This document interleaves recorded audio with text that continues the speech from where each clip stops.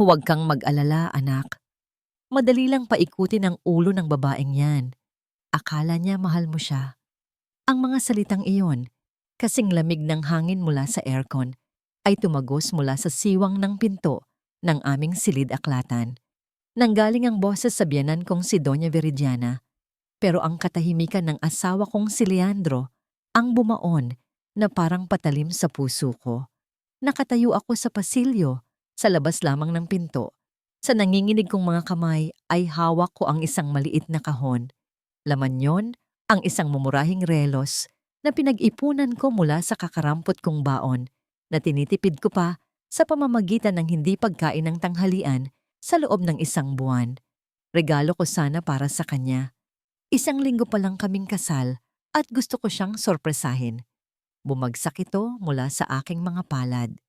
Ang maliit na kahon ay walang ingay na lumapag sa makapal at mamahaling alpombra.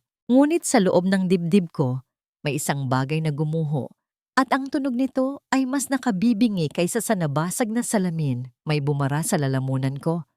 Isang kimpal ng sakit na hindi ko malunok. Napatingin ako sa aking mga kamay. Ang mga kamay na pinangarap kong mag-aalaga sa kanya habang buhay.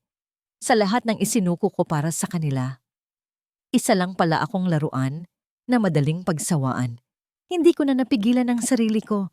Dahan-dahan kong itinulak ang mabigat na pinto. Naabutan ko silang dalawa, si Leandro na nakaupo sa kanyang silya, habang si Doña Viridiana ay nakatayo sa kanyang tabi. Parang isang reyna na nagbibigay ng utos sa kanyang alagad. Leandro? Ang boses ko ay basag, halos pabulong. Napalingon siya. Nakita ko ang gulat sa kanyang mga mata na agad napalitan ng pagkataranta. Tumayo siya.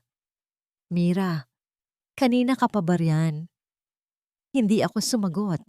Sa kanya lang ako nakatingin, naghahanap ng kahit anong bahid ng pagsisinungaling sa sinabi ng kanyang ina.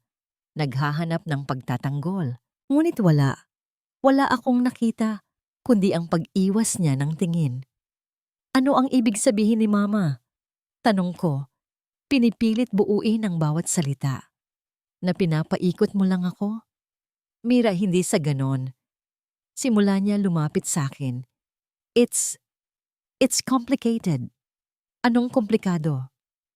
Itinaas ni Doña Viridiana ang kanyang kilay.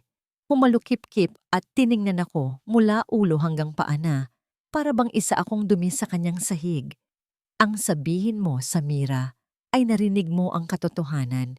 Hindi ka talaga mahal ng anak ko. Pinakasalan ka lang niya dahil sa isang hangal na pangako. Bawat salita niya ay isang sampal. Bawat segundo ng katahimikan ni Leandro ay isang suntok. Hindi totoo yan, sabi ko. Ang mga luha ay nagsisimula nang mamuo sa aking mga mata. Tumingin ako kay Leandro, nagmamakaawa. Leandro, sabihin mong hindi totoo yan. Mahal mo ako. 'Di ba? Lumunok siya, hindi makatingin ng diretso sa akin. Mira, pagod na ako. Siguro hindi talaga tayo para sa isa't isa. Ang mga salitang iyon, hindi iyon ang mga salita niya. Iyon ang mga salita ng kanyang ina, na isinuka lang ng kanyang bibig. At iyon ang pinakamasakit sa lahat. Hindi siya lumalaban para sa akin, para sa amin. Humakbang si Doña Viridiana palapit sa center table at may inihagis na isang brown folder sa ibabaw nito. Ang tunog ng pagbagsak nito sa kahoy ay umalingaw-ngaw sa nakabibinging katahimikan. At isa pa, anya na may ngisi sa kanyang mga labi. Ito ang unang sampal, ang kasinungalingang idinisenyo para wasakin ang aking pagkababae. Buksan mo yan. Iyan ang dahilan kung bakit hinding-hindi ka magiging isang tunay na Alvarez. Baog ka, Samira.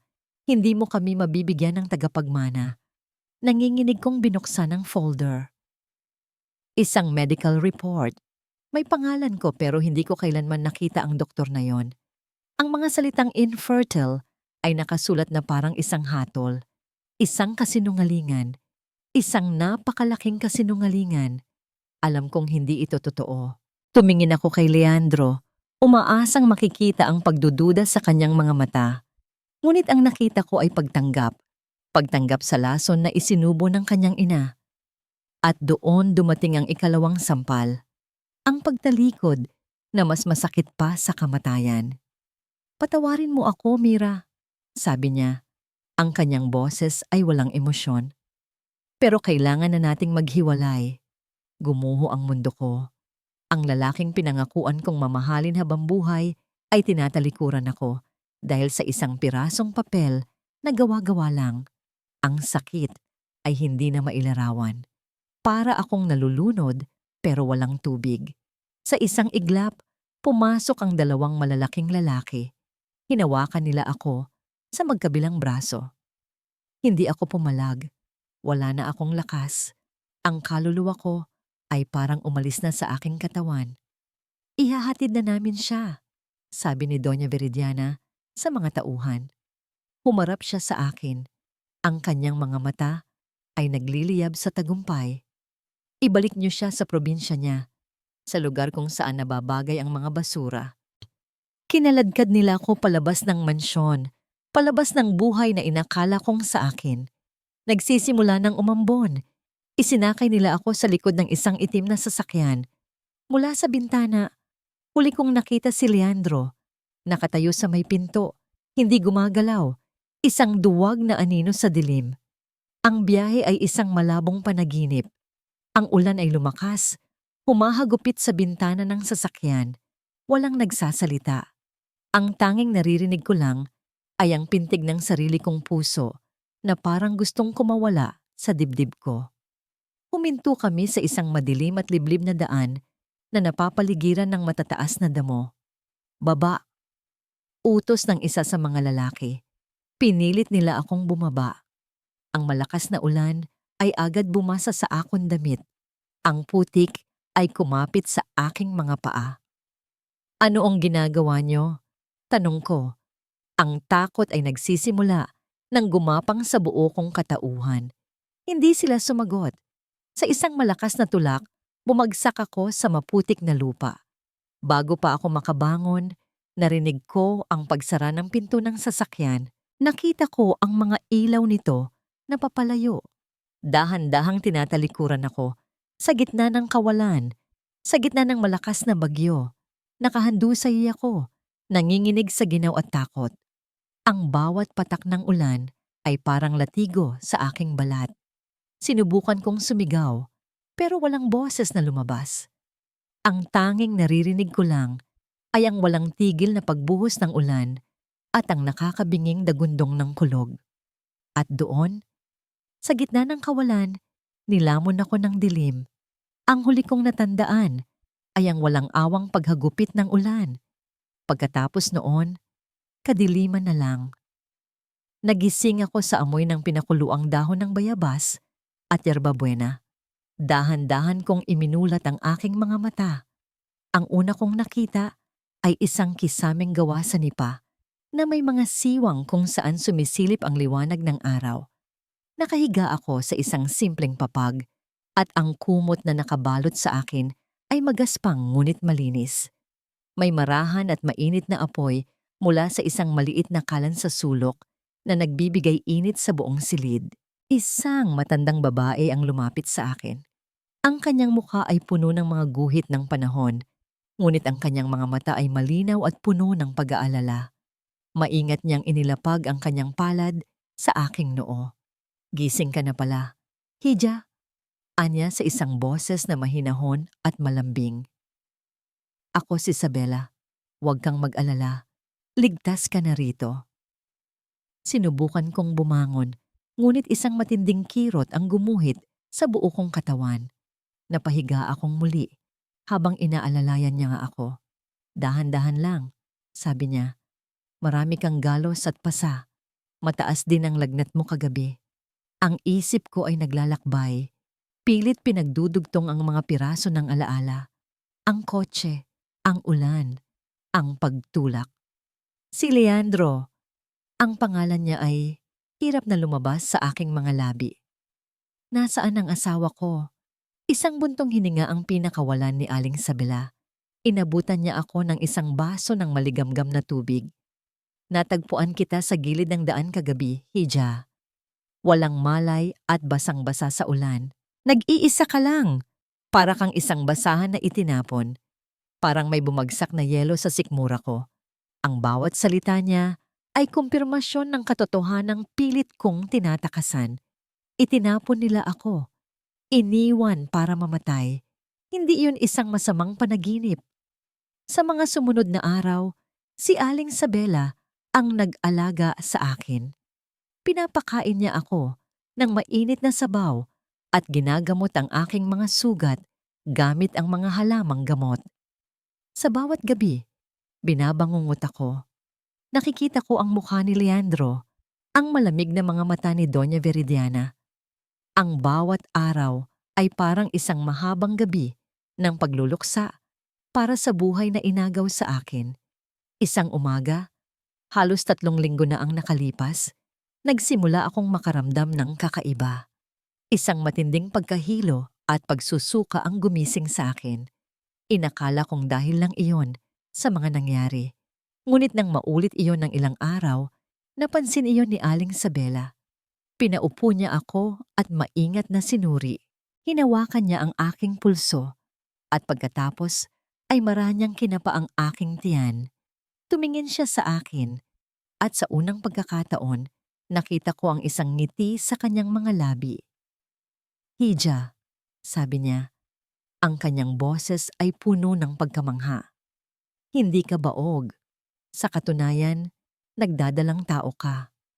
Ang mga salita niya ay parang kulog na yumanig sa buo kong pagkatao. Napahawak ako sa aking tiyan. Baog. Bulong ko sa sarili, ang salitang ginamit nila para wasakin ako, para itapon ako, ay isang kasinungalingan. Sa loob ng katawang ito na kanilang sinaktan at tinangkang patayin, may isang buhay na kumakapit, isang himala, isang maliit na piraso ng pag-asa sa gitna ng kawalan. At sa sandaling iyon, nagbago ang lahat. Hindi na ako pwedeng mamatay, hindi na ako pwedeng sumuko. Dito na lang ako, Inay Isabela, sabi ko. Ang mga luha ay dumadaloy na sa aking mga pisngi. Ngunit sa pagkakataong ito, hindi dahil sa sakit, kundi dahil sa isang bagong determinasyon. Mamamatay ang anak ko kapag bumalik ako doon. Hinaplos niya ang aking buhok. Ito na ang iyong bagong tahanan. Nang gabing iyon, habang nakahiga at nakahawak sa aking tiyan, kinakausap ko ang aking anak sa unang pagkakataon. Isang pabulong na pangako sa dilim. Anak, kapit ka lang kay nanay, ha? Huwag mo akong iiwan. Tayong dalawa ang lalaban. Tayong dalawa. Kinabukasan, may isang mangingisda na dumating mula sa kabilang bayan. May dalang balot ng isda sa isang lumang dyaryo. Habang inaayos ni Aling Sabela ang mga isda, napako ang tingin ko sa pahayagan. Isang pamilyar na larawan ang nandoon. Ang larawan namin ni Leandro noong aming kasal. Ngunit ang headline sa ibabaw nito ang nagpatigil sa paghinga ko. Tragic accident claims life of young Alvarez bride. Patay. Opisyal na akong patay sa mata ng lahat. Hindi nila ako hahanapin dahil para sa kanila. Tapos na ang lahat. Isa na akong bangkay. At sa isang iglap, naintindihan ko, ito ay hindi isang katapusan. Sa gitna ng kasinungalingan nila, ito na ang aking bagong simula. 5 taon. Sa loob ng 5 taon, natutunan kong bilangin ang paglipas ng panahon hindi sa pamamagitan ng kalendaryo, kundi sa paglaki ng aking anak na si Elion. Bawat guhit na idinaragdag ko sa haligi ng aming maliit na dampa para sukatin ang kanyang taas ay 1 taon na lumipas. Bawat bagong salitang natututunan niya ay isang alaala na ibinabaon ko sa limot. Ang mga palad kong dati malambot ay nagkaroon na ng kalyo mula sa paglalaba sa ilog, sa paghahabi ng banig, at sa paggaod paminsan-minsan para tulungan ang mga mangingisda. Ang balat kong dati pinapangarap ng araw ay hinagkan na ng alat ng hangin sa dagat. Ito ang bagong ako, si Maestra Mira, hindi na si Samira Alvarez, ang babaeng namatay 5 taon na ang nakalipas. Ang buhay sa nayon ay simple, Sa umaga, tinuturuan ko ang mga bata na magbasa at magsulat sa ilalim ng malaking puno ng mangga. Sa gabi, sa liwanag ng isang gasera, ako'y nananahi. Tinatapos ang mga bestidang pinagawa sa akin para kumita ng kaunting pera. Si Elion ang aking araw at mga bituin, isang masayahin at bibong bata na ang mundo ay ang dalampasigan at ang mga alon.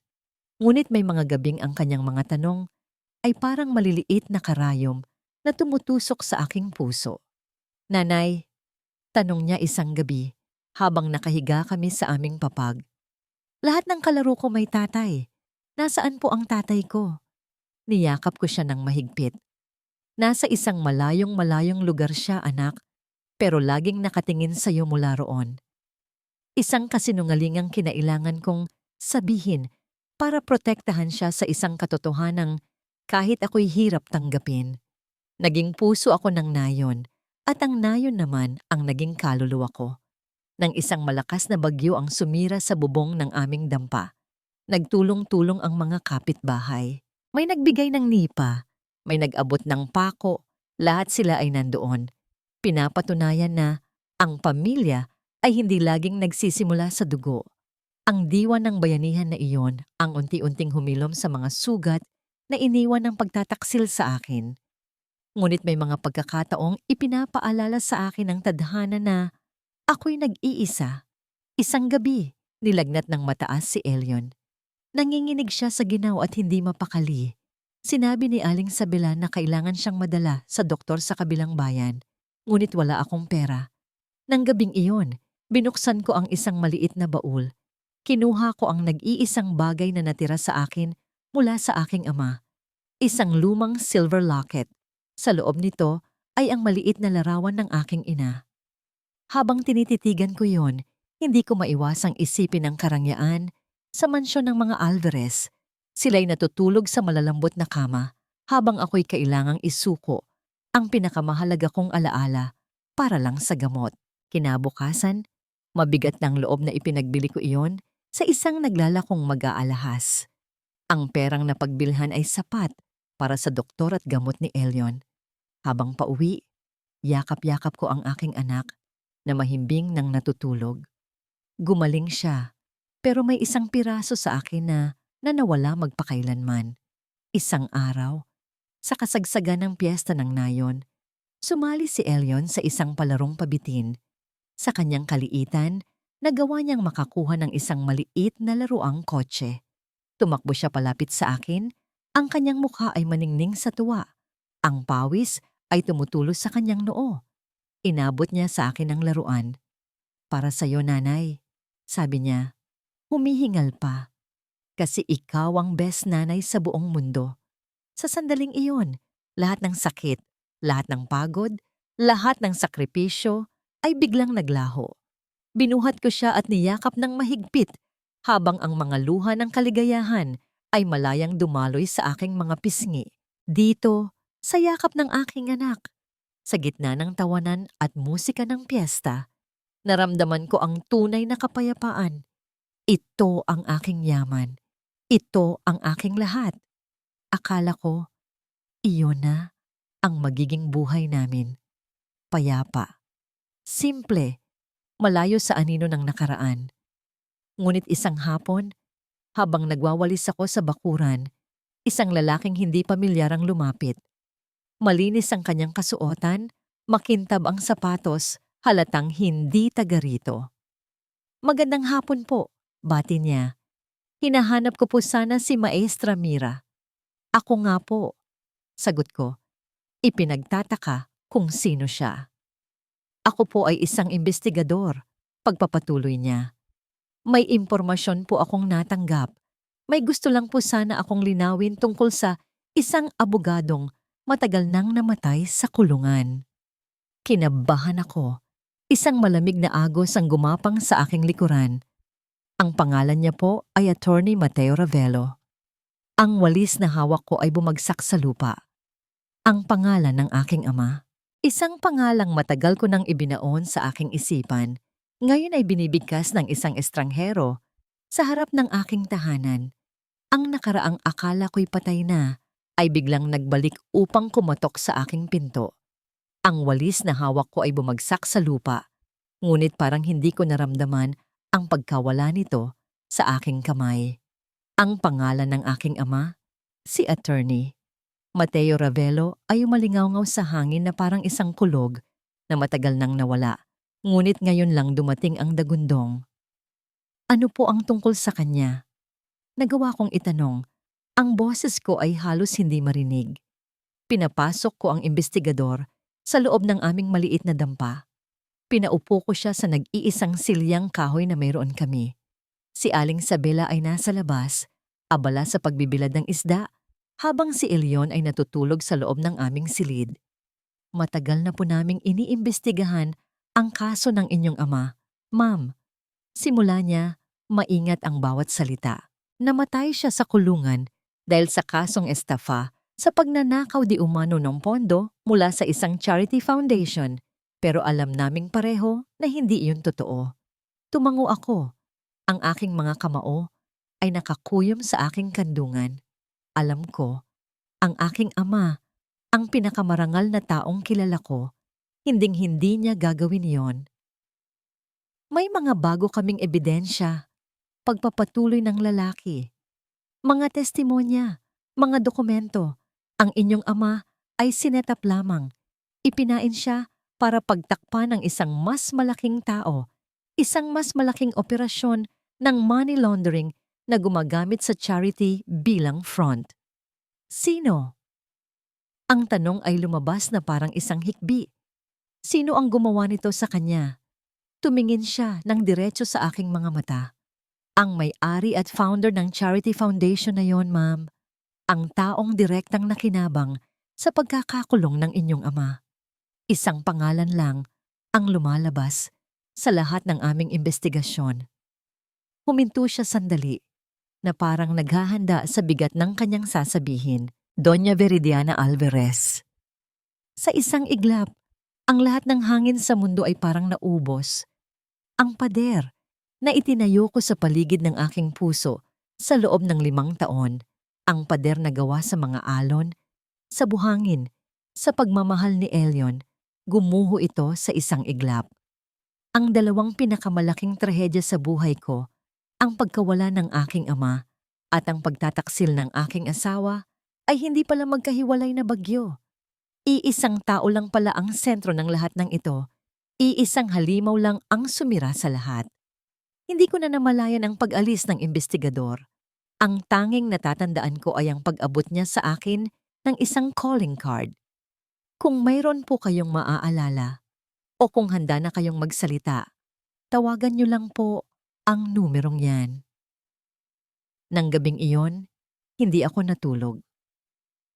Naupo ako sa dilim, sa labas ng aking dampa, pinapanood ang mga alon na humahampas sa dalampasigan. Ang bawat hampas ay parang sampal sa aking mukha. Naalala ko ang huling pag-uusap namin ni Papa bago ako ikasal. Anak, ang pinakamahalagang yaman ay ang malinis na pangalan. Namatay siyang marumi ang pangalan dahil sa mga taong sumira sa akin. Tumingin ako sa natutulog kong anak sa loob. Ang kanyang payapang mukha. Anong klaseng kinabukasan ang maibibigay ko sa kanya kung ang anino ng kasinungalingan ay nakakabit sa pangalan ng kanyang lolo? Kung ang mga taong halos pumatay sa kanyang ina ay malayang nagpapakasasa sa yaman? Kinuha ko ang calling card, kinuha ko ang luma at nag-iisang cellphone na bigay sa akin ni Aling Sabela. Nanginginig ang mga daliri ko habang tinitipa ang numero. Gabi na sa Maynila, pero kailangan kong gawin ito. Sumagot ito sa ikatlong ring. Hello? Isang boses ng lalaki. Hello? Sabi ko. Pinatatatag ang aking boses. Naghahanap po ba ako kay Attorney Ricardo De Leon? Ako nga po ito. Sino po sila? Huminga ako ng malalim. Rick, si Samira ito, anak ni Attorney Ravelo. Isang sandali ng katahimikan. Pagkatapos ay, Samira? Pero akala ng lahat, patay ka na. Yun nga ang akala nila. Sagot ko. Ang lamig ay gumapang sa aking mga salita. Rick, kailangan ko ng tulong mo. Samira, kahit ano. Alam mo yan. May utang na loob ako kay Tito Mateo. Utang ko sa kanya ang pagiging abogado ko.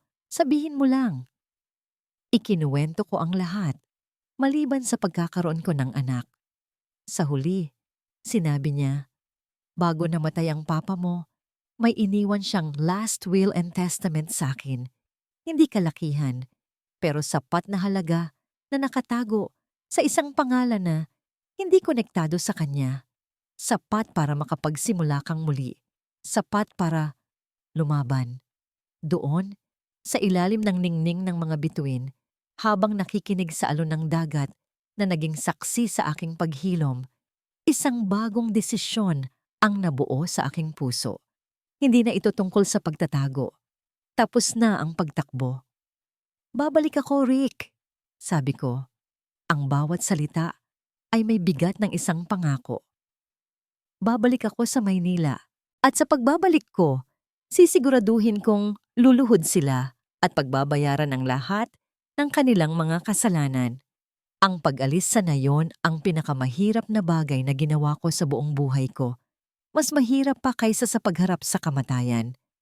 Nang gabing bago ako umalis, pinanood ko si Elyon habang natutulog siya. Ang kanyang maliliit na daliri ay nakakuyom sa kumot. Ang bawat paghinga niya ay isang tanong, paano ko siya iiwan? Sandali lang ito, bulong ko sa hangin, na para bang maririnig niya ako sa kanyang panaginip. Hinaplos ko ang kanyang buhok. Ang bawat haplos, ang bawat halik na idinampi ko sa kanyang noo, ay may kasamang pakiusap na patawarin niya ako sa gagawin kong ito. Sigurado ka na ba rito, anak? Tanong sa akin ni Aling Sabela habang nag-iimpake ako ng iilang piraso ng damit sa isang lumang bag. Tumango ako, hindi tumitingin sa kanya. Kailangan, inay, para sa kinabukasan ni Elyon, para sa pangalan ng aking ama. Niyakap niya ako mula sa likuran. Ang isang ina na lumalaban para sa kanyang anak, ang pinakamatapang na nilalang sa mundo. Huwag mong kalimutan yan. Kinaumagahan, bago pa sumikat ang araw, hinalikan ko ang natutulog kong anak sa huling pagkakataon. Nag-iwan ako ng isang maikling sulat at isang maliit na laruang bangka sa tabi niya. Ang luha ko'y sunod-sunod na pumatak sa sahig na kawayan. Sa bawat hakbang ko palayo sa dampang yon, pakiramdam ko'y iniiwan ko ang kalahati ng aking kaluluwa. Sa Maynila, sinalubong ako ni Attorney Rick De Leon. Dinala niya ako sa isang maliit at ligtas na apartment. Doon, sinimulan namin ang pagbabagong anyo. Ang unang ginawa ay ang pagputol sa aking mahabang buhok na hanggang baywang. Habang bumabagsak ang bawat hibla sa sahig, pakiramdam ko'y kasabay nitong bumabagsak ang luma kong pagkatao. Ang gunting ay parang isang malamig na pangako. Pinalitan namin ang aking mga luma at kupasing damit ng mga simpleng blusa at palda. Disente, malinis, ngunit hindi agaw pansin. Tinuruan ako ni Rick kung paano maglakad, magsalita, at kumilos na may kaunting kumpiyansa, ngunit sapat lang para magmukhang kagalang-galang. Hindi mapagmataas. Mula ngayon, hindi ka na si Samira. Sabi niya, iniaabot sa akin ang isang folder na may lamang mga pekeng dokumento. Ang pangalan mo ay Belinda de Castro, isang byuda mula sa Cebu, nakapagtapos ng Business Administration, naghahanap ng trabaho sa Maynila para makalimot sa masakit na nakaraan. Paano ako makakapasok sa mansyon? Tanong ko. Diyan papasok ang plano, sagot ni Rich. Kasalukuyang naghahanap si Doña Viridiana ng isang bagong personal assistant para sa kanyang charity foundation. Ang dati niyang assistant ay bigla na lang nag-resign. Ang kailangan niya ay isang taong mukhang masunurin, mahusay sa papeles, at higit sa lahat, walang maraming tanong. Ikaw ang perpektong kandidato. At dumating ang araw ng paghuhukom, ang araw ng aking interview. Nang tumayo ako sa harap ng dambuhalang gate ng mansyon ng mga Alvarez, ang parehong gate kung saan ako kinaladkad palabas 5 taon na ang nakalipas. Bumalik ang lahat. Ang takot, ang sakit, ang panginginig ng aking mga tuhod. Ngunit nang maalala ko ang mukha ni Elion, ang pangalan ng aking ama, ang takot ay napalitan ng isang malamig na determinasyon. Pinapasok ako ng gwardiya.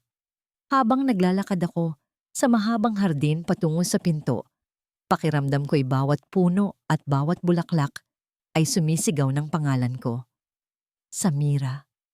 Ngunit pinilit kong ibaon iyon. Ako si Belinda. Ang sala ay ganoon pa rin. Malawak, malamig, at puno ng mga mamahaling bagay na walang buhay. At doon, sa gitna ng lahat, nakaupo si Doña Viridiana sa kanyang silya na parang isang trono. Mas tumanda siya, ngunit ang kasamaan sa kanyang mga mata ay hindi kumupas.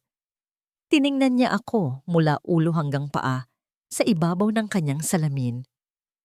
Ang nanlalamig kong mga palad ay nakatago sa aking kandungan. Ang puso ko ay nagwawala sa loob ng aking dibdib, ngunit ang mukha ko ay kalmado. So, you are Belinda de Castro, Anya. Ang boses ay may bahid ng paghamak. Opo, ma'am, sagot niko. Ang boses ko ay kontrolado at magalang. Nagtanong siya tungkol sa aking karanasan. Sinagot ko ang bawat tanong base sa kwentong binuo namin ni Rick. Habang nagsasalita ako, ang matalas na amoy ng kanyang pabango ay pumuno sa hangin at bigla kong naalala ang amoy na iyon sa loob ng kotse noong gabing itinapon nila ako. Kinailangan kong kagatin ang loob ng aking pisngi para pigilan ang panginginig.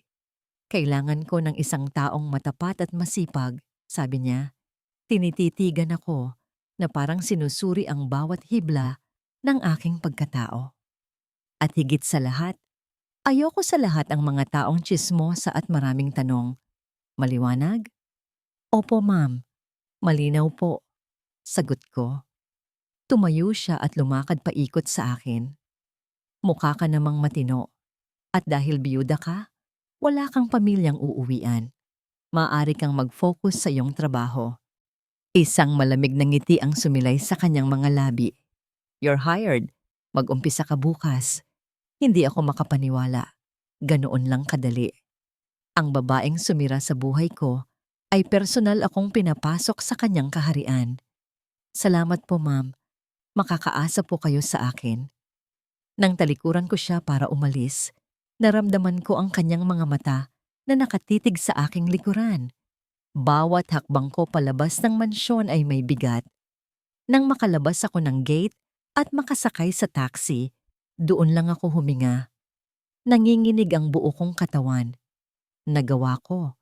Nasa loob na ako. Ako si Belinda. At nagsisimula na ang paghuhukom.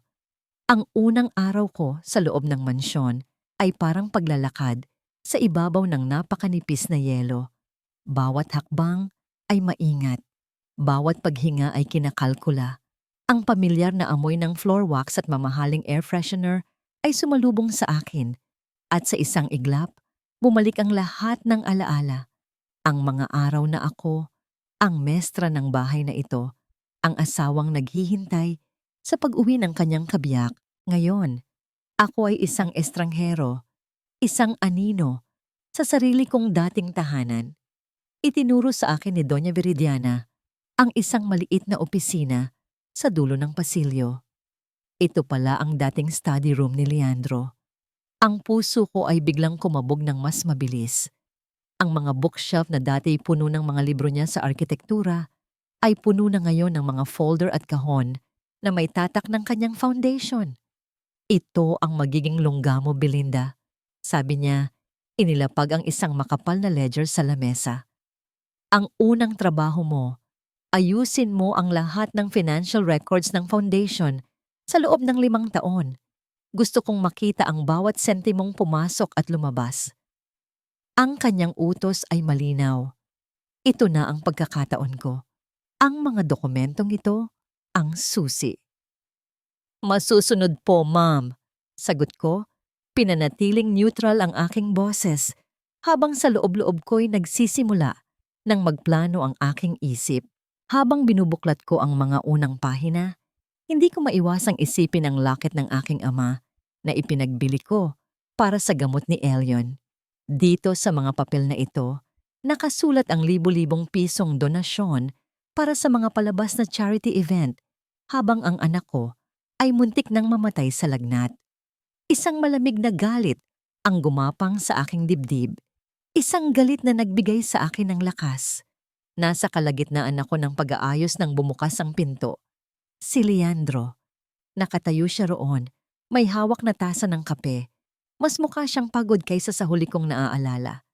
May mga guhit na sa gilid ng kanyang mga mata na wala pa roon dati.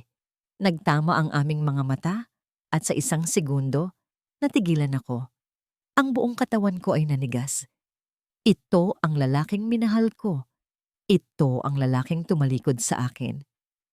Sorry, sabi niya, halatang nagulat na may tao sa loob. Akala ko walang tao. Ikaw siguro ang bagong assistant ni Mama. Pinilit kong ngumiti. Isang nangiting peke at magalang. Opo, sir. Ako po si Belinda. Tumango siya. Ngunit ang kanyang mga mata ay nanatiling nakatitig sa akin. May pagtataka. Isang pamilyaridad na hindi niya mailagay sa lugar. Nagkita na ba tayo dati? Halos hindi ako makahinga. Hindi po yata, sir. Bago lang po ako sa Maynila. Tumingin siya sa aking mga kamay na nasa ibabaw ng lamesa. Ang mga kamay na may kalyo na mula sa pagtatrabaho sa nayon. Kumunot ang kanyang noo. Pasensya na, may naalala lang ako. Hindi na siya nagsalita pa. Tumalikod siya at isinara ang pinto. Nang makaalis siya, napahawak ako sa aking dibdib. Ang puso ko ay parang gustong kumawala. Muntik na. Napakalapit. Makalipas ang ilang oras, isang matandang kasambahay ang pumasok. May dalang isang baso ng tubig. Ang kanyang muka ay pamilyar. Siya si Yaya Nelia, ang pinakamatagal na utusan sa bahay. Siya ang nag-alaga kay Leandro mula pagkabata. Siya rin ang isa sa iilang nagpakita sa akin ng kabutihan noong bago pa lang ako rito. Pinapadala po ni Senyora, sabi niya. Ngunit ang kanyang mga mata ay nagsasabi ng ibang bagay. May lungkot, may awa. Salamat po, sabi ko. Bago siya umalis, huminto siya sa may pinto. Marami nang nagbago dito sa bahay, Hija. Bulong niya, sapat lang para marinig ko. Pero marami pa rin ang pareho. Tumingin siya sa akin ng makahulugan bago tuluyang isara ang pinto. Naintindihan ko. Isa siyang kakampi. Isang lihim na saksi sa lahat ng kasamaan sa loob ng mga pader na ito. Nang mag-isa na lang ulit ako, ipinagpatuloy ko ang trabaho hanggang gabi. Nang ako na lang ang natitirang gising sa buong mansyon, ginamit ko ang pagkakataon para maghanap. Sa ilalim ng isang tumpok ng mga lumang dokumento, sa pinakailalim ng isang cabinet, may nakita akong isang maliit, nakatagong photo album. Nanginginig kong binuksan yon. At doon ang unang larawan. Kaming dalawa ni Leandro. Noong araw ng aming kasal. Nakangiti, masaya. Walang kamalay-malay sa trahedyang naghihintay. Ang samira sa larawan ay ibang-iba. Ang kanyang mga mata ay puno ng mga pangarap, hindi ng mga plano ng paghihiganti. Mabilis kong isinara ang album. Ang sakit ay biglang bumalik, matalas sa totoo, na parang kahapon lang nangyari ang lahat. Ngunit kasabay ng sakit ay ang paalala. Hindi ko nahahayaang mayurakan ang alaala ng babaeng iyon. Itinago kong muli ang album sa dating lalagyan. Ngunit bago ko isara ang cabinet, kumuha ako ng isang larawan mula sa likod ng album. Isang larawan ko lang, nakangiti habang inaayusan bago ang kasal. Itinupi ko ito at maingat na inilagay sa aking bulsa. Ito ang magiging paalala ko. Isang paalala kung sino ako at kung ano ang dahilan kung bakit ako naririto. Nang gabing iyon, Sa maliit na kwarto ng mga katulong kung saan ako pinatulog, inilabas ko ang larawan. Tinitigan ko ang babaeng naroon, ang babaeng pinatay nila. Huwag kang mag-alala, bulong ko sa larawan. Ako na ang bahala. Babawiin natin ang lahat. Lumipas ang mga araw na parang mga anino. Ang aking mundo ay umikot na lang sa loob ng maliit na opisina, sa gitna ng mga bundok ng papel at amoy ng lumang tinta. Ang tanging naririnig ko lang ay ang marahang kaluskos ng mga dokumento at ang tahimik na pag-ikot ng electric fan. Naging isa akong makina. Nagbabasa, nagsusulat, nag-oorganisa. Ngunit sa likod ng blangkong mukha ni Belinda, ang isip ni Samira ay walang tigil sa paghahanap, sa pag-aanalisa ng bawat numero at bawat pirma. Isang hapon, habang abala ako sa pag-cross-reference ng mga resibo, pumasok si Doña Veridiana. Hindi siya nagsalita. Nagmasid lang siya mula sa may pintuan. Ang kanyang mga mata ay matalas na parang isang agila. Belinda, anya pagkaraan ng ilang sandali. Sumama ka sa akin. Sumunod ako sa kanya papunta sa kanyang malawak na silid. Ang lahat ay puti at ginto, malamig at walang buhay. Mula sa kanyang drawer, kumuha siya ng isang makapal na sobre. Ibinuhos niya ang laman nito sa ibabaw ng kanyang kama. Isang tumpok ng pera, mga bagong print na 1,000 piso. May pupuntahan akong meeting, sabi niya, habang inaayos ang kanyang sarili sa harap ng salamin. Bilangin mo yan. Siguraduhin mong eksaktong 100,000. Ilagay mo sa loob ng vault. Ang kombinasyon ay ang kaarawan ko. Iniwan niya akong mag-isa sa silid kasama ang pera. Ang amoy ng bagong papel na salapi ay tila isang tukso. 100,000. Ang halagang ito ay katumbas ng ilang taong kita ko sa nayon. Ito ang halagang makakapagpagawa ng bagong bubong para kay Aling Sabela. Ito ang pambili ng sapatos, damit, at laruan para kay Elion sa loob ng 1 taon. Ito ang halagang ipinagkait nila sa akin habang hinahayaan nila akong magdusa sa kahirapan. Kinagat ko ang aking labi. Ito ay isang pagsubok. Alam ko. Isang bitag na maingat na inilatag.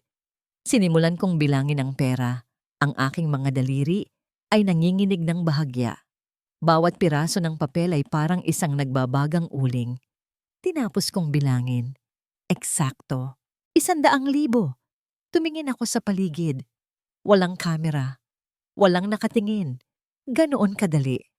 Isang tumpok lang at malaki na ang maitutulong sa mga taong mahal ko. Ngunit nang maalala ko ang mukha ng aking ama, ang kanyang mga pangaral tungkol sa dangal, alam ko ang kailangan kong gawin. Inilagay ko ang pera sa loob ng vault. Maingat na isinara ito at bumalik sa aking opisina. Makalipas ang 1 oras, bumalik si Doña Veridiana. Pumasok siya sa aking opisina, hindi nagsasalita. Tumayo lang siya sa harap ng aking lamesa, naghihintay. Ma'am, sabi ko, hindi inaalis ang tingin sa aking ginagawa. Nabilang ko na po ang pera. Eksakto po. Isinara ko na rin po sa loob ng vault ayon sa utos nyo. Isang matagal na katahimikan. Tinitimbang niya ang bawat salita ko.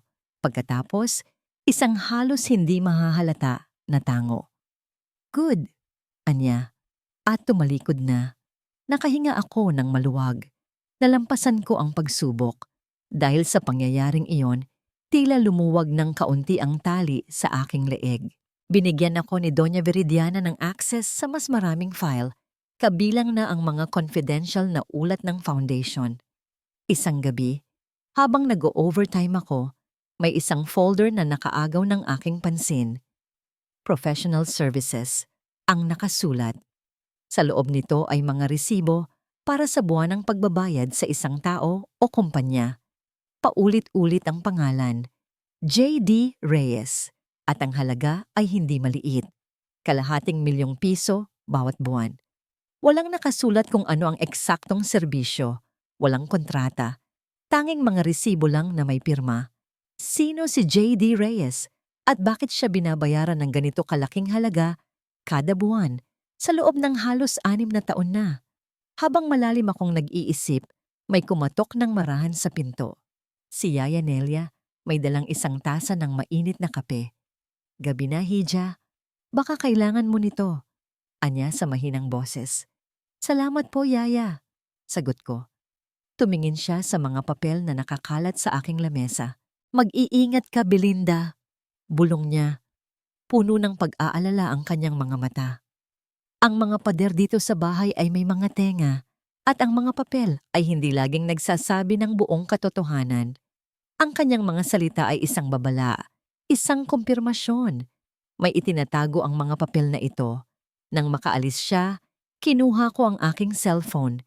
Gamit ang isang bagong SIM card na bigay ni Rick, tinipa ko ang kanyang numero. Rick! Sabi ko nang sumagot siya. May nahanap ako. Isang pangalan. Ibinigay ko sa kanya ang mga detalye. J.D. Reyes, ₱250,000 kada buwan. Alamin mo kung sino siya. Alamin mo kung bakit ang pangalan niya ay nakatago sa ilalim ng mga kasinungalingan ni Doña Viridiana. Narinig ko ang pagtipa niya sa kanyang keyboard. Got it, Samira. Magsisimula na akong maghalongkat. Mag-iingat ka dyan. Pagkababa ko ng telepono, tumingin ako sa labas ng bintana. Ang kadiliman ng gabi ay parang isang kumot na bumabalot sa buong mansyon. Nalampasan ko ang kanilang pagsubok. Ngayon, ako naman ang magsisimula ng sarili kong pagsubok sa kanila. 1 linggo na ang lumipas mula nang ibigay ko kay Rick ang pangalang J.D. Reyes. Bawat araw ay isang paghihintay na may kasamang kaba. Ang aking gawain sa mansyon ay naging isang routine, isang maskara ng kahusayan na sinusuot ko mula umaga hanggang gabi. Ngunit sa ilalim ng maskarang yon, ang isip ko ay laging nasa Bicol, kasama ng aking anak. Isang hapon, habang abala ako sa pag-file ng mga dokumento, biglang tumunog ang aking cellphone, ang secret phone na gamit ko para sa pakikipag-usap sa labas. Nakita ko ang pangalan ni Aling Sabela. Isang malamig na kaba ang biglang gumapang sa aking dibdib. Bihira siyang tumawag maliban kung may mahalagang sasabihin. Dali-dali akong pumasok sa banyo para walang makarinig. Inay? Bakit po? Mira, anak. Ang boses ni Aling Sabela ay nanginginig at puno ng pag-aalala. Si Elion. Isinugod namin dito sa ospital ng bayan. Mataas na mataas ang lagnat at hindi bumababa. Sabi ng doktor, baka dengue. Sa isang iglap, ang sahig na kinatatayuan ko ay parang gumuho. Ang mga pader ng banyo ay tila gumagalaw, papalapit para sakalin ako. Ang tanging naririnig ko lang ay ang malakas na pintig ng aking puso. Pero, kumusta na po siya? Halos pabulong kong tanong. Kailangan siyang masalinan ng dugo, anak. At kailangan ng malaking down payment para maasikaso siya agad. Wala tayong ganoong kalaking pera. Para akong sinampal ng katotohanan. Narito ako, napapaligiran ng yaman, naglalakad sa mga sahig na gawa sa marmol. Ngunit wala akong magawa para sa nag-iisang anak ko. Ang lahat ng sakripisyo, ang lahat ng panganib na sinusong ko, para saan? Para saan ang lahat ng ito kung sa huli mawawala rin lang sa akin ang nag-iisang dahilan kung bakit ako lumalaban? Gagawan ko po ng paraan, inay. Huwag niyo po siyang iiwan. Sabi ko, pinipigilan ng paghikbi. Pagkababa ko ng telepono, napasandal ako sa pader nanginginig. Panginoon ko, huwag po ang anak ko. Huwag po siya. Lumabas ako ng banyo, pilit na pinapakalma ang sarili. Kailangan kong mag-isip. Ngunit ang isip ko ay blangko. Ang tanging nakikita ko lang ay ang mukha ni Elion. Sa pagmamadali kong bumalik sa opisina, hindi ko napansin si Leandro na papalabas mula sa study room. Nagkabungguan kami. Ang mga papel na hawak ko ay nagkalat sa sahig. Sorry, sabay naming sabi. Nang yumuko ako para pulutin ang mga papel, nakita kong nakatingin siya sa akin. Ang mukha ko'y namumutla at ang mga mata ko'y namumugto. Belinda? Okay ka lang? Tanong niya. Ang kanyang boses ay may bahid din ng tunay na pag-aalala. Hindi ako nakasagot. Tumango lang ako habang nag-uunahan sa pagbagsak ang mga luhang kanina ko pa pinipigilan. Hey! Anya, lumuhod sa tabi ko para tulungan akong magpulot. Anong problema? May nang-away ba sa'yo? Umiling ako. Wala po, sir. May tumawag lang po." Hinawakan niya ang aking balikat. Isang haplos na dati nagbibigay sa akin ng kapanatagan, ngunit ngayoy parang isang nagbabagang bakal. Ano ang sabi sa tawag? Huminga ako ng malalim, pilit na gumagawa ng kasinungalingan. May sakit po kasi ang pamangkin ko. Malubha po. Nakita ko ang pagbabago sa kanyang mukha. Isang anino ng kalungkutan ang dumaan sa kanyang mga mata. Ganoon ba? I'm sorry to hear that. Kailangan mo ba ng pera? I can help. Ang alok niya ay parang isang insulto. Pera. Laging pera ang sagot nila sa lahat. Tumingin ako ng diretso sa kanyang mga mata at sa isang sandali, nakalimutan kong ako si Belinda. Hindi po lahat ng bagay, sir, nabibili ng pera. Sabi ko, ang bawat salita ay may bigat ng 5 taong sakit.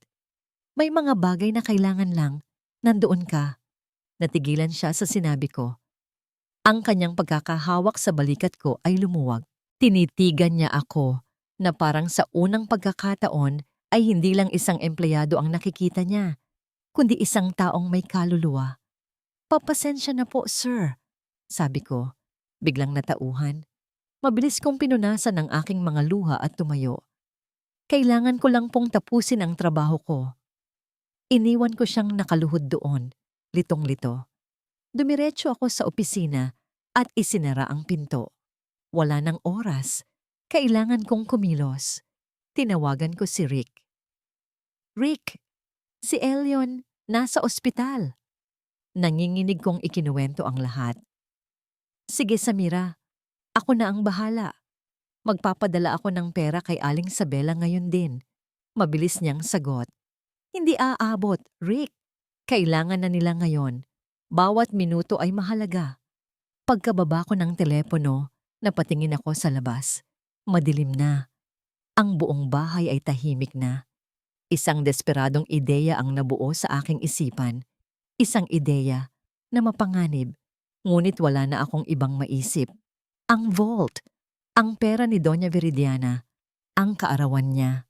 Dahan-dahan akong tumayo. Ang bawat hakbang ko sa pasilyo ay mabigat. Habang papalapit ako sa silid ng halimaw na sumira sa buhay ko, iisa lang ang nasa isip ko, ang anak ko. Para sa kanya, gagawin ko ang lahat. Kahit pa ang maging isang magnanakaw sa sarili kong impyerno.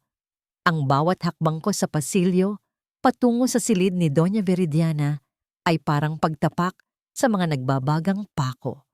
Ang katahimikan ng mansyon ay nakabibingi at ang tanging naririnig ko lang ay ang malakas na kabog ng sarili kong dibdib. Ang plano ay simple at desperado. Buksan ang vault, kumuha ng sapat na pera para sa ospital at umalis na parang walang nangyari. Ang pinto ng kanyang silid ay hindi nakalock. Marahan ko itong itinulak. Pumasok ako sa loob, sa lunggan ng halimaw.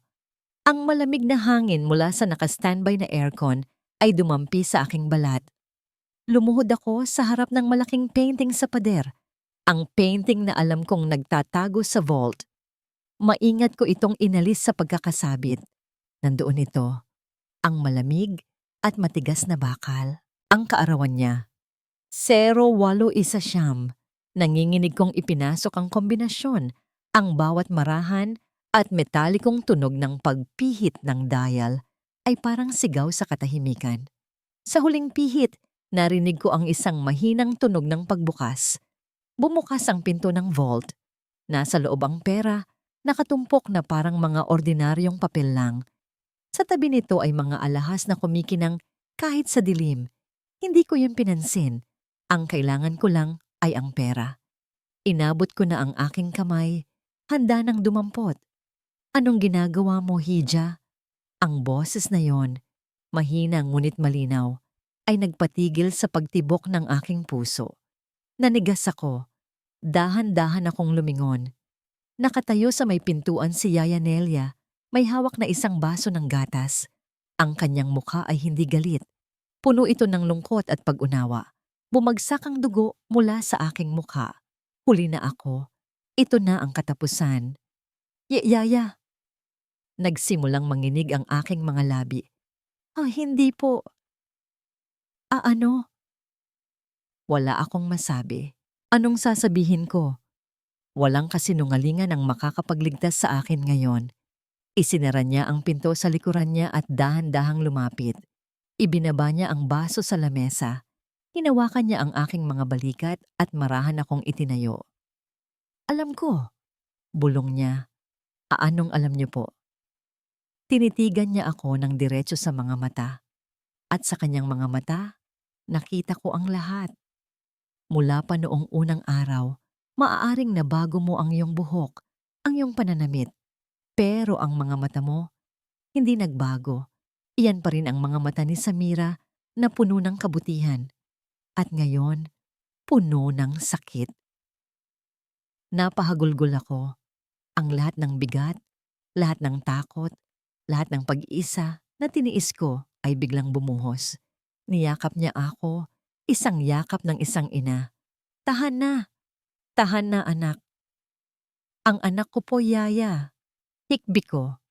Nasa ospital po siya. Kailangan niya ng pera. Wala po akong magawa.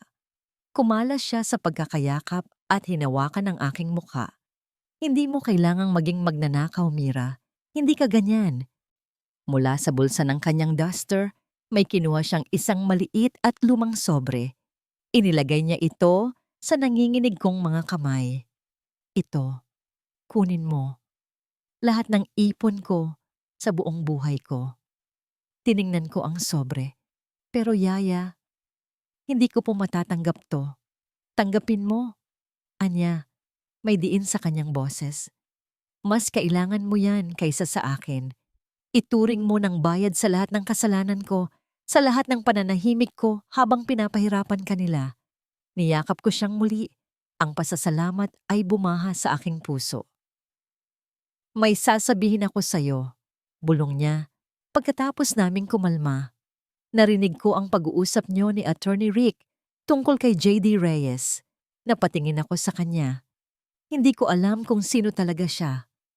Pagpapatuloy niya, ang kanyang boses ay mas mahina pa, na parang takot na may makarinig. Pero tuwing dumadating siya dito para kumuha ng bayad, lagi silang nag-uusap ni Senyora sa lumang bodega sa likod bahay, laging sarado. At pagkatapos, laging may dalang malaking itim na bag si Senyora paglabas. Ang lumang bodega, ang lugar kung saan ipinagbabawal pumasok ang lahat. Salamat po, Yaya. Salamat po sa lahat. Sabi ko, ang aking boses ay puno ng bagong pag-asa. Mag-ingat ka, anak. Isang demonyo ang kinakalaban mo. Anya, mabilis akong bumalik sa aking kwarto. Agad kong tinawagan si Aling Sabela para sabihing ipapadala ko na ang pera. Pagkatapos, tumawag ang aking secret phone. Si Rick. Samira, may nakuha ako. Sabi niya, ang kanyang boses ay seryoso at mababa. Nahanap ko na kung sino si J.D. Reyes. Sino siya? Huminga siya ng malalim. Ang buong pangalan niya ay Jonathan de los Reyes at ayon sa mga record, siya ang driver na huling nakasama mo nung gabing namatay ka. Ang telepono ay halos malaglag mula sa aking kamay. Ang driver, ang taong nagtulak sa akin palabas ng kotse. Binabayaran siya ng ₱250,000 kada buwan. Hindi para sa serbisyo, kundi para sa kanyang pananahimik. Kinabukasan, tumawag si Aling Sabla. Ang boses niya sa kabilang linya ay puno ng kagalakan. Mira, anak, ligtas na si Elion. Bumaba na ang lagnat niya. Sabi ng doktor, nalagpasan na niya ang krisis. Napakalakas ng apo ko. Napaupo ako sa gilid ng aking kama. Ang telepono ay nanginginig sa aking kamay. Isang malakas na paghikbi ng pasasalamat ang kumawala mula sa aking dibdib. Ang bigat na dumadagan sa akin sa loob ng maraming araw ay biglang nawala. Ligtas siya. Ang aking anak ay ligtas. Ang luhang yon ang huling luhang ibinuhos ko para sa takot. Ang mga susunod na luhang dadaloy ay para na lang sa katarungan o sa kalungkutan ng mga taong mananagot. Ang paggaling ni Elion ang huling piraso ng kalasag na kailangan ko. Ngayon, wala nang makakapigil sa akin. Nang araw ding iyon, ipinatawag ako ni Doña Veridiana sa kanyang opisina.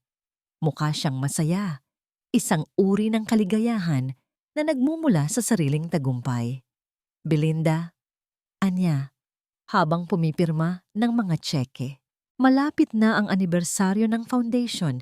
Gusto kong magkaroon tayo ng isang malaking pagtitipon dito sa mansyon.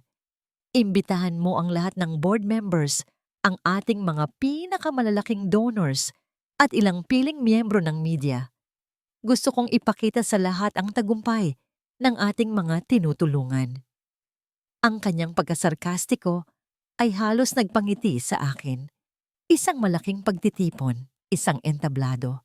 Ang perpektong entablado para sa huling akto ng aking dula. Masusunod po, ma'am. Sagot ko. Ang aking boses ay puno ng kasipagang hinahanap niya. Sa mga sumunod na araw, naging abala ako. Ako ang nag-ayos ng lahat. Ang catering, ang mga bulaklak, ang listahan ng mga bisita. Bawat teleponong ginagawa ko, bawat email na ipinapadala ko, ay isang hakbang palapit sa kanilang pagbagsak. Habang pinipili ko ang kulay ng mga mantel, iniisip ko ang kulay ng rehas na bakal. Habang tinitikman ko ang alak na isisilbi, naiisip ko ang mapait na lasa ng pagkatalo na malapit na nilang matikman. Isang gabi, habang abala ang lahat sa paghahanda, kinausap ko si Rick sa telepono. Nakuha ko na, Samira, sabi niya. Ang kanyang boses ay may diin ng tagumpay. Nakausap ko si J.D. Reyes. Sa una, matigas siya. Pero nang ipakita ko sa kanya ang mga ebidensyang magdidiin sa kanya sa attempted murder mo, bumigay siya. Pumayag siyang magbigay ng sinumpaang salaysay sa video kapalit ng mas mababang sentensya. Pinili niya ang mas maliit na demonyo. Napapikit ako. Ang video, nakuha mo ang lahat? Lahat. Ang utos ni Doña Veridiana, ang halagang ibinayad sa kanya. Lahat. Ang huling piraso ng puzzle. Ngayon, kailangan ko na lang ng panghuling ebidensya na mag-uugnay sa lahat ng ito sa foundation, ang laman ng bodega. Kinausap ko si Yaya Nelia sa kusina habang nagkukunwaring nagtatanong tungkol sa menu. Yaya, sa gabi ng party. Bulong ko. Kailangan kong makapasok sa bodega. Tumingin siya sa paligid. Ako ang bahala. Sagot niya. Sa oras ng programa, kapag lahat ay abala sa panonood ng presentasyon, sisiguraduhin kong walang bantay sa likod. Iiwan ko ang susi sa ilalim ng paso sa tabi ng pinto ng kusina. Dumating ang gabi ng pagtitipon. Ang mansyon ay puno ng mga taong naka-Amerikana at magagarang bestida. Ang hangin ay puno ng tunog ng marahang musika, tawanan, at pag-uusap tungkol sa pera at kapangyarihan. Si Doña Veridiana ang reyna ng gabi, naglalakad sa gitna ng kanyang mga bisita. Ang kanyang nangiti ay kasing kinang ng mga diamanting nasa kanyang leeg. Si Leandro ay nasa tabi niya, isang perpektong anak, ngumingiti, ngunit ang mga mata ay walang buhay. Ako, si Belinda, ay nasa isang sulok. Tinitiyak na ang lahat ay nasa ayos. Isang perpektong assistant. Walang nakakaalam na ang tahimik na babaeng nag-aabot ng mga baso ng champagne ay ang arkitekto ng kanilang pagguho. Bago magsimula ang formal na programa, pumasok ako sandali sa aking kwarto. Tumingin ako sa salamin. Ang babaeng nakatingin sa akin ay hindi na si Belinda at hindi na rin ang dating Samira. Isa na siyang pinaghalong bersyon ng dalawa, ang tapang na natutunan sa kahirapan at ang talinong hinasa ng paghihiganti. Kinuha ko mula sa aking bulsa ang luma at nakatuping larawan. Ang larawan ng masayang Samira bago ang kasal. Malapit na, bulong ko. Konting-konti na lang. Nang bumalik ako sa pagtitipon, nakita ko si Yaya Nelia. Nagtama ang aming mga mata. Marahan siyang tumango. Iyon na ang hudyat. Habang si Doña Viridiana ay nasa entablado, nagsisimula na sa kanyang talumpati tungkol sa kabutihan at pagtulong sa kapwa. Dahan-dahan akong tumalikod. Walang sino mang nakapansin sa akin. Ang atensyon ng lahat ay nasa Reyna. Dahan-dahan akong naglakad palayo sa ingay at liwanag, patungo sa kadiliman ng likod bahay. Narating ko ang pinto ng kusina. Nandoon ang paso. Sa ilalim nito, naramdaman ng aking mga daliri ang malamig na bakal ng isang susi. Hawak ko na ang susi. Sa harap ko ay ang pinto ng bodega. Ang huling pinto na kailangan kong buksan para sa katotohanan. Ang susi ay malamig sa aking palad habang binubuksan ko ang kinakalawang na trangka ng bodega. Ang tunog ng pagpihit nito ay tila napakalakas sa katahimikan ng gabi. Dahan-dahan kong itinulak ang pinto. Isang amoy ng alikabok, nabubulok na papel, at kasinungalingan ang sumalubong sa akin. Ginamit ko ang ilaw mula sa aking cellphone para maging tanglaw. Ang bodega ay puno ng mga lumang kasangkapan na natatakpan ng puting tela, parang mga multo mula sa nakaraan. Ngunit sa isang sulok, nakita ko ang hinahanap ko, mga itim na metal filing cabinet, nakalock. Ito na siguro yon. Sinubukan kong buksan, ngunit matigas. Sa desperasyon, kumuha ako ng isang piraso ng bakal mula sa isang sirang silya at ginamit itong pang-ipit. Sa ilang malalakas na tulak, bumigay ang lock. Sa loob, hindi pera ang laman, hindi alahas, kundi mga folder. Dosenang mga folder. Binuksan ko ang isa. Sa loob nito ay mga papeles ng mga kumpanyang hindi ko kilala. Mga deed of sale para sa mga lupain, sa mga pangalan ng mga taong hindi ko pa narinig. At mga bank statement mula sa mga offshore accounts. Ito na. Ang patunay ng money laundering. Ang totoong negosyo ng foundation. May isa pang cabinet. Binuksan ko ito. Sa loob ay isang maliit na itim na kahon. Nanginginig kong binuksan ito. Ang laman ay hindi na mga papeles, mga litrato, mga larawan ng mga politiko, mga huwes, mga negosyante, kasama si Doña Viridiana, mga litratong kuha sa mga compromising sitwasyon.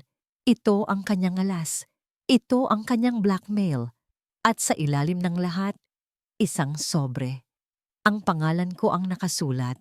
Samira Alvarez. Binuksan ko ito.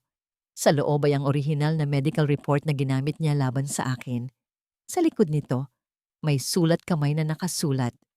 J.D. Reyes, Pili Makagatos Kalibo Monthly, Start Date, October 2020, ang buwan pagkatapos ng aking pagkamatay.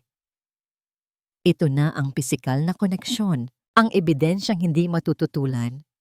Kinuha ko ang lahat ng kaya kong kunin, isinilid sa aking bag, at mabilis na bumalik sa mansyon. Walang nakapansin sa akin. Lahat ay nakikinig pa rin sa talumpati ni Doña Viridiana na ngayon ay nagpapakita na ng isang video presentation, mga larawan ng mga batang natulungan ng kanyang foundation. Isang perpektong pagkukunwari. Naglakad ako papunta sa technical booth sa likod ng entablado. Ang technician ay abala sa panunood. Pinapatawag ka ni Ma'am sa labas, bulong ko sa kanya. May emergency daw. Nang makaalis siya, mabilis kong isinaksak ang isang USB drive na dala ko sa laptop. Ito ang USB drive na naglalaman ng video confession ni J.D. Reyes. Sa ilang pag-click, handa na ang lahat. Bumalik ako sa gilid ng entablado, sa likod ng isang makapal na kurtina. Hinihintay ko ang tamang sandali. At kaya naman, isang karangalan para sa akin na tanggapin ang parangal na ito. Sabi ni Doña Viridiana habang inaabot sa kanya ang isang plaque. Iyon na ang hudyat. Mula sa kinatatayuan ko, pinindot ko ang play sa isang maliit na remote control. Biglang namatay ang video ng mga batang nakangiti. Napalitan ito ng isang madilim na screen. Pagkatapos, lumitaw ang mukha ni JD Reyes. Magulo ang kanyang buhok at ang kanyang mga mata ay puno ng takot. Ako po si Jonathan De Los Reyes. Nagsimula siyang magsalita. Ang buong bulwagan ay natahimik. Tumingin si Doña Viridiana sa screen. Ang kanyang ngiti ay biglang naglaho.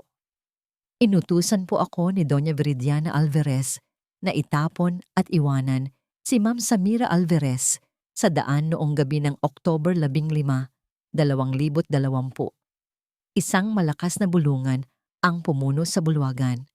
Nakita ko si Leandro, nakatayo. Ang kanyang mukha ay namutla na parang papel. Binayaran niya po ako ng ₱250,000 kada buwan para manahimik.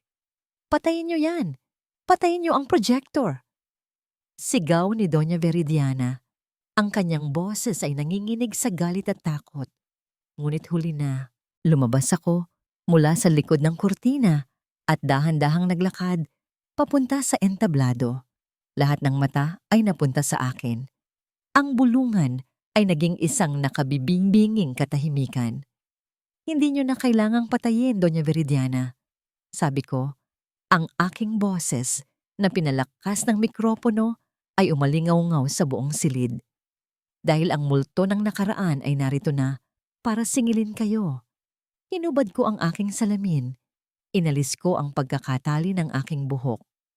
Samira, ang pangalan ko ay isang pabulong na sigaw mula sa bibig ni Leandro. Para siyang nakakita ng multo. Oo, Leandro, ako nga. Ang asawa mong hinayaan mong itapon na parang basura. Sabi ko, ang bawat salita ay may diin. Humarap ako sa mga bisita. Ang babaeng ito, itinuro ko si Doña Viridiana, ay hindi lang isang manloloko. Siya ay isang mamatay tao. Itinaas ko ang mga dokumentong nakuha ko mula sa bodega. At ito ang mga patunay, hindi lang sa pagtatangkang pagpatay sa akin, kundi sa pag-set up sa sarili kong ama, si Attorney Mateo Ravelo, na naging dahilan ng kanyang pagkamatay sa kulungan. Isang malakas na gasp ang narinig mula sa mga tao. Si Doña Viridiana ay parang isang estatwang gawa sa yelo, hindi makagalaw. Ang kanyang mundo ay gumuho sa harap ng kanyang mga mata. Hindi totoo yan. Yan, isang demonyo ka. Sigaw niya. Kung demonyo man ako, sagot ko, lumalapit sa kanya. Ang aking mga mata ay nag-aapoy. Ito ay dahil pinalaki ako sa impyernong nilikha mo. Sa sandaling iyon, bumukas ang mga pinto ng bulwagan. Pumasok ang mga pulis kasama si Attorney Rick. Nagsimulang magkagulo ang mga tao. Sa gitna ng lahat ng iyon, nakita ko si Leandro. Nakaluhod na siya sa sahig, umiiyak na parang isang bata. Ang katotohanang matagal niyang tinakasan ay sumampal sa kanya ng buong lakas. Nilapitan ng mga pulis si Doña Viridiana. Doña Viridiana Alvarez, inaaresto ka namin. Bago pa man matapos ng pulis ang kanyang sinasabi, tumingin sa akin si Doña Viridiana. Isang tingin na puno ng purong pagkamuhi. Sinira mo ang lahat. Sinira mo ako. Pagkatapos ay bumagsak siya, walang malay, sa sahig. Ngunit kahit ang pagbagsak niya ay hindi na makakakuha ng simpatsya mula sa kahit kanino. Tapos na ang paghuhukom. Ang gabi ng paghuhukom ay natapos sa tunog ng mga sirena ng pulis at sa mga kumukutitap na ilaw ng kamera mula sa media. Si Doña Viridiana ay isinakay sa ambulansya matapos itong magkunwaring himatayin, ngunit diretso pa rin sa kustodya ng pulisya paglabas ng ospital. Ang mga bisita ay nagunahang umalis. Ang bawat isa'y nagmamadaling ihiwalay ang kanilang pangalan mula sa nabubulok na imperyo ng mga Alvarez. Sa gitna ng kaguluhan, nanatili akong nakatayo sa entablado na parang isang estatwa sa gitna ng isang bagyo. Tapos na. Ngunit bakit parang wala akong maramdamang tagumpay? Ang tanging nararamdaman ko lang ay isang malawak na kahungkagan. Ang apoy ng paghihiganti na nagpaningas sa akin sa loob ng 5 taon ay biglang namatay.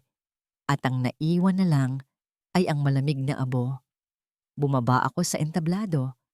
Ang unang lumapit sa akin ay si Yaya Nelia. Niyakap niya ako ng mahigpit. Ang kanyang mga luha ay mainit sa aking balikat. Salamat sa Diyos, anak. Salamat sa Diyos. Paulit-ulit niyang sinasabi. Pagkatapos niya ay si Rick na tinapik ako sa balikat. We did it, Samira. Nakuha mo ang hustisya para sa papa mo. Tumangulang ako. At pagkatapos, nakita ko siya. Si Leandro. Nakaupo pa rin siya sa sahig, sa parehong lugar kung saan siya bumagsak. Nakatingin siya sa kawalan. Ang kanyang mamahaling damit ay gusot. Ang kanyang mukha ay basang-basa ng luha. Isa siyang basag na larawan ng lalaking minsan kong pinangarap. Dahan-dahan siyang tumayo at lumapit sa akin. Mira, ang boses niya ay basag at puno ng sakit. Papatawarin mo ako. Hindi ako sumagot. Anong sasabihin ko? Na okay lang? Na naiintindihan ko? Hindi. Hindi ko alam, Mira. Nabulag ako. Nabulag ako sa pagmamahal ko kay Mama. Sa utang na loob. Hindi ko inakala. Hindi mo inakala? O ayaw mo lang isipin? Putol ko sa kanya. Ang boses ko ay malamig ngunit walang galit. Dahil mas madaling maniwala sa kasinungalingan, Leandro. Mas madaling maging duwag. Yumuko siya. Hindi makatingin sa akin. Alam ko. Patawarin mo ako. Sa lahat. Sa bawat salitang sinabi ko. Sa bawat pagkakataong hindi kita pinaniwalaan. Sa gabing iyon. Kung alam ko lang. Pero hindi mo alam. At iyon ang pinagkaiba nating dalawa, sabi ko. Handa akong mamatay para sa iyo noon. Pero ikaw, ni hindi mo man lang nagawang ipaglaban ako. Mira, please, bigyan mo ako ng isa pang pagkakataon. Pagmamakaawa niya. Para ayusin ang lahat. Para sa atin. Walang tayo, Leandro. Mariin kong sabi. Matagal mo nang pinatay iyon. 5 taon na ang nakalipas. At doon ko sinabi sa kanya, may anak tayo, Leandro. Ang pangalan niya ay Elion. 5 taong gulang na siya. Ang kanyang mukha ay nagpakita ng sunod-sunod na emosyon, gulat, pagkalito, at isang napakatinding pagsisisi. Anak, may anak ako? Oo. Ang anak na ipinagkait mo sa sarili mo. Ang anak na pinalaki ko ng mag-isa habang ikaw ay nagpapakasa sa sayaman na ninakaw mula sa pamilya ko. Napaluhod siyang muli. Sa pagkakataong ito, hindi dahil sa gulat, kundi dahil sa bigat ng katotohanan iyon, ang kanyang paghagulgol ay umalingaw-ngaw sa walang laman na bulwagan. Gusto ko siyang makilala, Mira.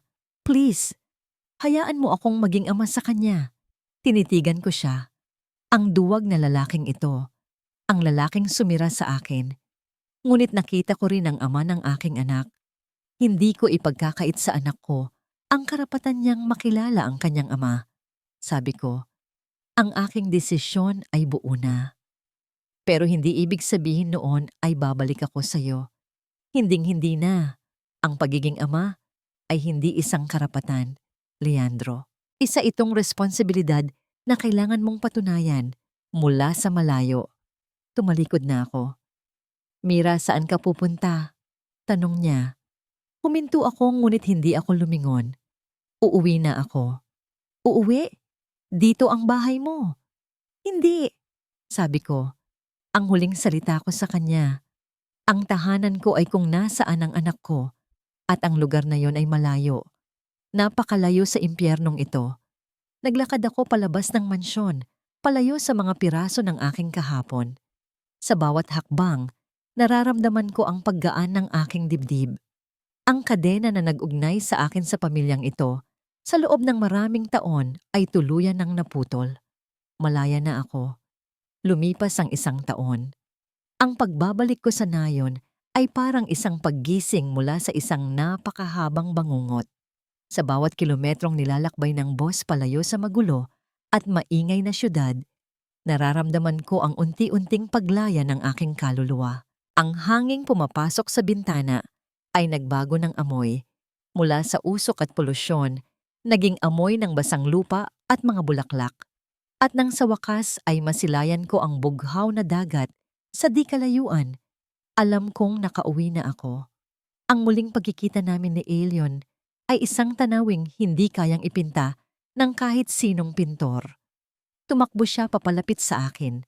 Ang kanyang maliliit na paa ay nag-iiwan ng bakas sa buhanginan.